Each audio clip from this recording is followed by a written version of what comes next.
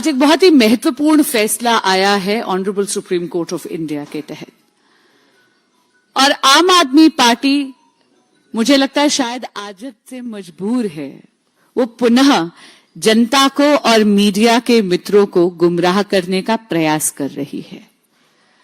आज जो ऑर्डर आया है उसमें माननीय मुख्यमंत्री अरविंद केजरीवाल की जीत नहीं है, बल्कि honourable supreme court of India ने इस बात पर मोहर लगा दी है कि माननीय मुख्यमंत्री अरविंद केजरीवाल जी शराब घोटाले में दोषी हैं और ईडी के पास इसके लिए सफिशिएंट मटेरियल यानी प्रूफ, सारे के सारे तथ्य हैं।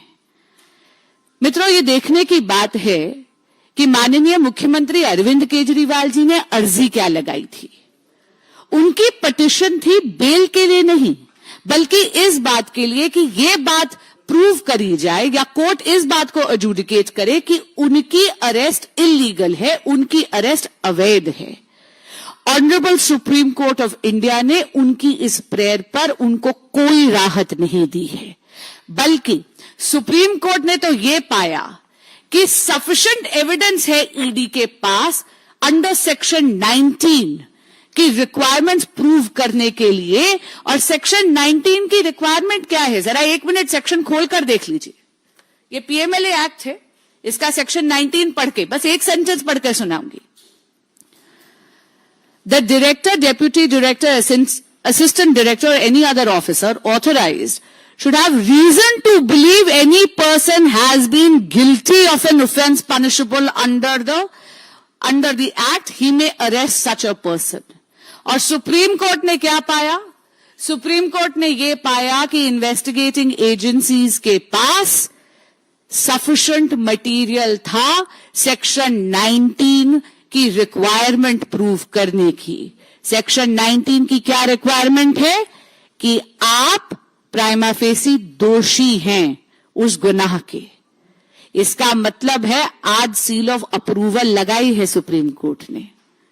ये जो इंटरिम बेल मिली है माननीय मुख्यमंत्री अरविंद केजरीवाल जी को, ये सिर्फ इसलिए मिली है क्योंकि एक point of law larger bench को रिफर करा गया है। जब भी कोई चीज लार्जर बेंच को रिफर करी जाती है उसकी सुनवाई में थोड़ा समय लगता है, लेकिन इसमें दो बातें बहुत महत्वपूर्ण हैं। कुछ दिन पहले ईडी ने एक बहुत ही डिटेल्ड चार्जशीट कोर्ट के समक्ष रखी थी।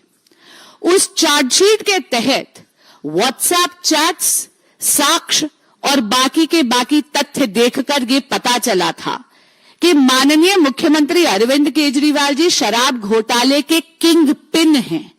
उनके बहुत ही नजदीकी निकटतम रिश्ते हैं बाकी को अक्यूज्ड के साथ, और उनके निर्देश पर माननीय मुख्यमंत्री अरविंद केजरीवाल जी की जो साठगांठ है बाकी को अक्यूज्ड के साथ, उन्हीं के कारण 100 करोड़ रुपए तक के किकबैक्स आम आदमी पार्टी के सरगना श्री अरविंद केजरीवाल जी ने लिया है शराब घोटाले में। उस 100 करोड़ रुपए में से 45 करोड़ रुपीस आम आदमी पार्टी की गतिविधियों के लिए इस्तेमाल हुए गोवा चुनाव में, और इसी के कारण आम आदमी पार्टी पहली पार्टी बनी है भारत के इतिहास में जो भ्रष्टाचार में इतनी लिप्त है कि उसको भी अभियुक्त बनाया गया चार्जशीट में। आज सुप्रीम कोर्ट ने एक और बहुत बड़ी ऑब्जर्वेशन दी है। सुप्रीम कोर्ट ने कहीं ना कहीं डायरेक्शन नहीं दी, लेकिन एक इशारा जरूर करा है। सुप्रीम कोर्ट ने यह इशारा करा है कि जब भी कोई भी कॉन्स्टिट्यूशनल फंक्शनरी इस प्रकार के अपराध में लिप्त होता है तो उसको अपने पद से इस्तीफा देना चाहिए। लेकिन माननीय मुख्यमंत्री अरविंद केजरीवाल जी इन्वेस्टिगेटिंग एजेंसीज को गुमराह कर रहे हैं, अपने साथियों को भी लिप्त कर रहे हैं। कभी सौरभ भारद्वाज जी का नाम लेते हैं, कभी आतिशी जी का नाम लेते हैं, कभी दुर्गेश पाठक जी का नाम लेते हैं, पर सत्ता के मुंह में इतने मदमस्त हैं कि सीएम की कुर्सी को छोड़ने के लिए वो तैयार नहीं है। इनकी इस जिद के कारण दिल्ली में एक पॉलिसी पैरालिसिस हो रहा है, एक कॉन्स्टिट्यूशनल क्राइसिस हो रहा है। आज जो इंटरिम बेल की कंडीशंस हैं वो वही हैं जो उनको पहले भी दी गई थी, यानी 10 मई का ऑर्डर जिसके तहत उनको इंटरिम बेल गई थी वो कंडीशंस लागू होती हैं। और उन कंडीशंस के तहत दो बहुत महत्वपूर्ण बातें हैं। पहली, माननीय मुख्यमंत्री अरविंद केजरीवाल जी सीएम के दफ्तर नहीं जा सकते। दूसरी बात, माननीय मुख्यमंत्री अरविंद केजरीवाल जी कोई फाइल नहीं साइन कर सकते जब तक कि उसको एलजी ऑफिस के यहां फॉरवर्ड ना करना हो। तो मैं आपके माध्यम से माननीय मुख्यमंत्री अरविंद केजरीवाल जी से पुनः अनुरोध भी करूंगी और उनको याद भी कराऊंगी कि उनकी इस जिद के कारण दिल्ली में एक टोटल पॉलिसी पैरालिसिस हो रखा है। सत्ता के मुंह में केजरीवाल जी मदमस्त है, दिल्ली की जनता त्रस्त है। उन्हें तुरंत त्यागपत्र देना चाहिए।